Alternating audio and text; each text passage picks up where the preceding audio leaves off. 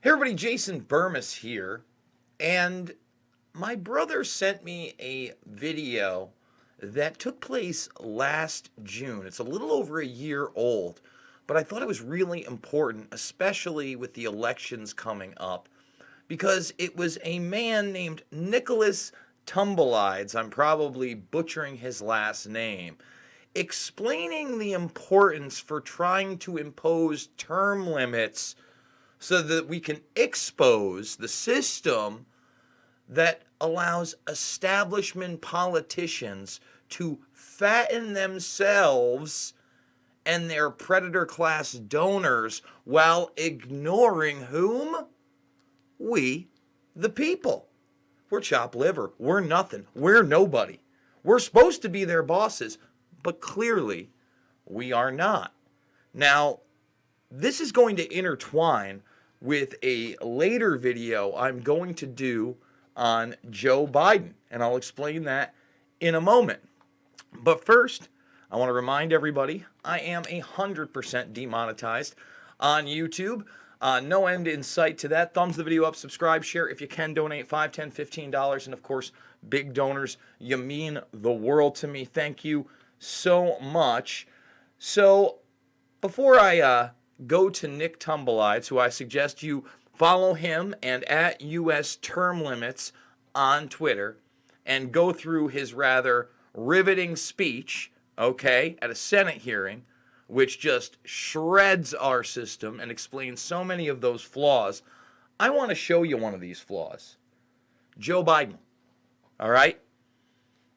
I'm not Team Trump. I'm not Mr. MAGA, but I have been exposing Joe Biden for over a decade. For over a decade, because he is what? An establishment piece of filth. He is now advocating, folks, that he will make mask wearing mandatory if he wins. Do you hear me?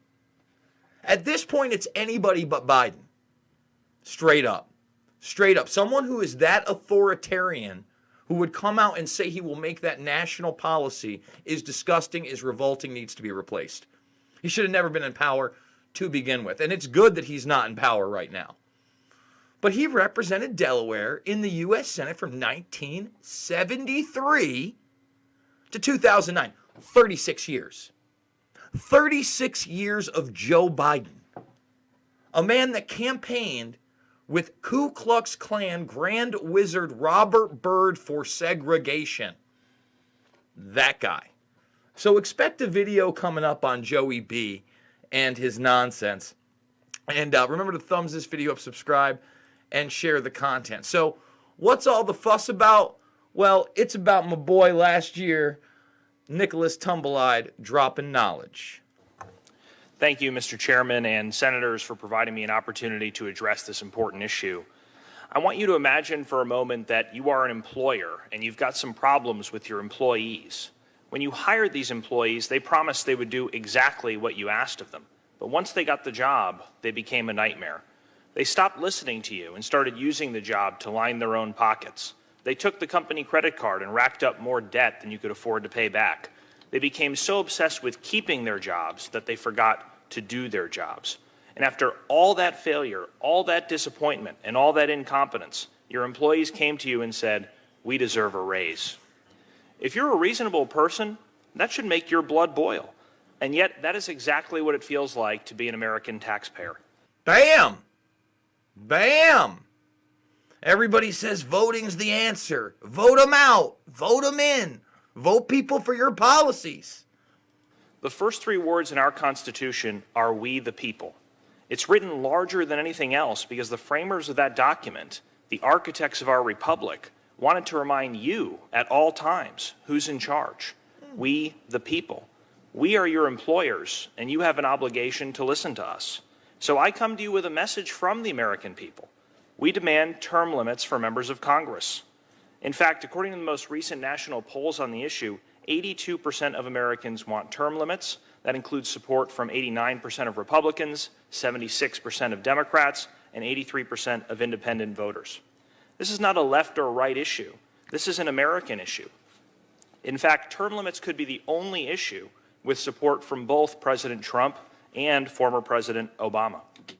I mean, I doubt they'd really want term limits, especially if it came for not only Congress, but Senate, like we just said about Joey B. Now, there was a time about 25 years ago when Congress was debating this. Nearly every opponent of term limits up here had the same rebuttal. Experience, experience, experience. We need experience to do this job right. If only you leave your Congress member in office for decades on end, he or she will become such a policy expert that all our problems will be solved. In hindsight, that was one of the worst predictions ever. This system is broken. Congress has given us $22 trillion in debt, the longest war in American history, a broken healthcare system, a broken immigration system, a tax code written by lobbyists, an explosion of money in politics. A tax code written by lobbyists. Remember, this was a year ago. All right, spot on. Only, hey, the debt's even greater now, and power has been consolidated into fewer hands again. Worst of all, too few here have the courage to address these problems because the only focus is on getting reelected. That's why it comes as no surprise that Congress has a 14% approval rating, and 60% of Americans say that they would fire every single member of Congress if they could. Oh. Congress is less popular than traffic jams, root canals, and hemorrhoids. You're beating head lice, but the lice have asked for a recount. Unfortunately, elections alone cannot fix this problem. Imagine that. Saying elections alone can't fix a problem. Pretty blunt and honest. Not because voters like you guys so much, but due to the nearly unbreakable power of incumbency. At the same time members of Congress publicly claim elections are free and fair, they secretly deploy every trick in the book to keep power. Incumbents get $9 in special interest money for every dollar that goes to a challenger.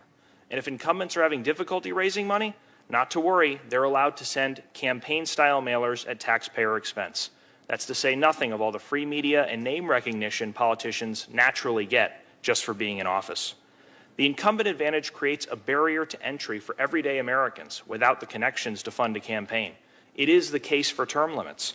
Elections may, in theory, be capable of dethroning incumbents, but that isn't how it works in the real world. You know, the real world, where we all live, not in fiction verse. Congressional incumbents have a 98% re-election rate. 98. That probably explains why Congress looks more like a country club than a melting pot. Oh. It's predominantly made up of lawyers and politicians. Lawyers and politicians, a.k.a. a synonym for the word liar. Let me repeat that. Lawyer sounds a lot like liar for a reason. And that's why politician is a natural evolution for them. And is disproportionately old, white, rich, and male. Term limits would give us a legislature that better reflects the diversity of our society. The message long-term incumbents send to young people like me seems to be, we want you just close enough to the political process to help us win, but don't get too close and take our jobs. The American people have lost confidence in this Congress, and for good reason. We routinely see abuses of power. 18 months ago, it was revealed that members of Congress were secretly using taxpayer money to settle lawsuits, some for sexual harassment.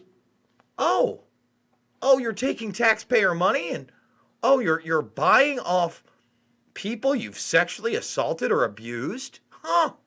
Imagine that. You still haven't disclosed how our money was spent and on whose behalf. So term limits is a check on arrogance, it's a check on incumbency, and it's a check on power. It's a way to restore political courage while bringing fresh faces and ideas to Washington. As Ben Franklin said, for the rulers to return among the people was not to degrade them, but to promote them. As Kanye West said, no one man should have all that power. Here's the dilemma we face. Over 80% of Americans want term limits to happen. Donald Trump and Barack Obama want it. It is being blocked purely by the self-interest of Congress. If this were a trial, you all would have to recuse yourselves because there is a colossal conflict of interest. If term limits pass, you won't stay in the limelight forever. You won't be the center of attention. And some people might even stop laughing at your jokes. Yeah, it's kind of funny, isn't it? Huh.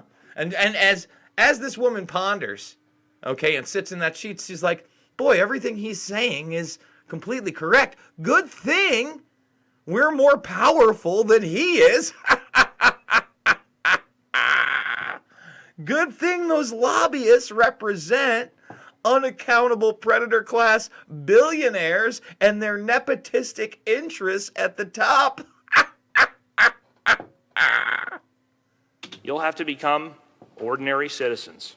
And that is, my friends, the entire point. We're asking you to do what's right and listen to the people you represent. It's time to bring the gravy train into the station, end the reign of career politicians, and give Congress back to the people. Please support Senate Joint Resolution 1 for term limits. Thank you. Boom! Nailed it. Nailed it, guys. So again, when we talk about establishment filth, Joe Biden's right up there. 36 years in the Senate, and a guy that helped cover up 9/11, promoted Bill Barr as the youngest attorney general under George H.W. Bush, was very involved in our integration to China, right? We could talk about Ukraine Gate. We could talk about the multitude of videos of him inappropriately touching small children, and that's before we even get to the dementia. Think about it. Everything that guy said was 100% spot on. Thumbs the video up, subscribe and share. Join the Burmis Brigade. Remember, we're fully demonetized on this channel. Nothing we can do about it. We're harmful content. We just showed you part of a Senate hearing trying to rein in Congress. How dare I? $5, $10, $15 large donations, they mean the world to me, folks, and I want to thank everybody who has donated. I don't think I'm hitting the mean streets of Oneonta tonight, so maybe we'll do a late night AMA because it's MMA day tomorrow. Make sure you're checking out all the videos, including the Albert Pike one I did today. I got a little feedback on that one. I may be doing a revisitation to some of Pike's work when I get Jay Dyer on. Hopefully that's tomorrow. He hasn't gotten back to me yet, but we'll see. I'm still going to try to make that happen as much as I can. Enjoy his work with Esoteric Hollywood and much more. Check out all the documentary films, Loose Change, Final Cut, Fabled Enemies. Fabled Enemies has a special place for Joey B. Now, Joey B is also an Invisible Empire, but Fabled Enemies, we got you, Joey. Please watch Fabled Enemies today if you want to learn about why it's never Biden. And then also check out Shade the Motion Picture. Remember, they're in the documentaries playlist section. Check me out on Rockfin, as well as Minds. I love you guys, and I'll see you on the flip side.